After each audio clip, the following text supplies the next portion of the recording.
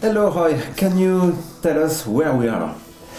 This is in Murray, on the north coast of Scotland, and between Inverness and Aberdeen. So it's the Scottish Highlands.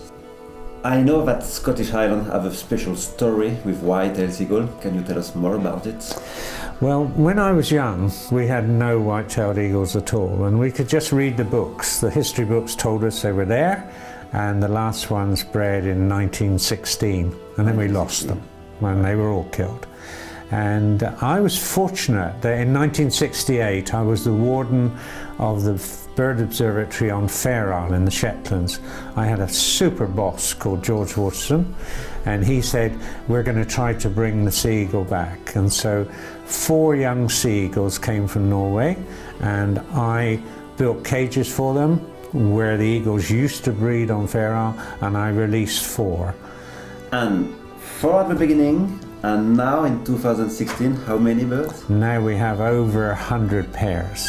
It's a huge successful. Huge success, but our project on Fair Isle was unsuccessful, and it was the government project between 1975 and 1985 which brought in 93 young that in the end resulted in the breeding population.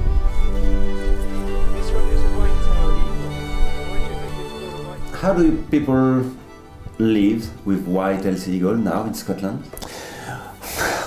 That's difficult. There are some sheep farmers who don't like them, but then quite a lot of them don't like conservation, you know, and they recognise that if they can get some money because they are eating their sheep. But our view is that the number of eagles that kill sheep is extremely low, but the interest of people is fantastic. You know, thousands of people now come and stay on farms for a holiday from the cities, and they're really interested in white-tailed eagles. On the island of Mull, the tourist kind of economy to do with white-tailed eagles, and this was quite a number of years ago, was £5 million extra income of people wanting to come and look at white-tailed eagles. It means that conservation can create economic success? What we call ecotourism, looking at white-tailed eagles, but also looking at deer and otters and golden eagles and dolphins, is a massive industry in Scotland now, and it's an industry which is increasing. For conclusion, we can say that you are optimistic for wildlife in Scotland?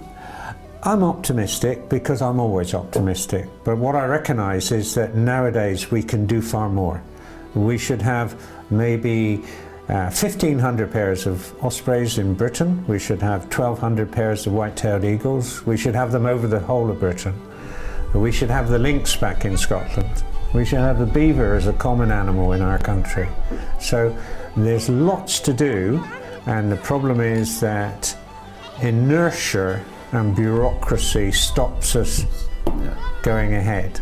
And we've got to do more positive action, and the real failure is not to try. Thank you. I think it's the best way to finish. Thank you, Roy.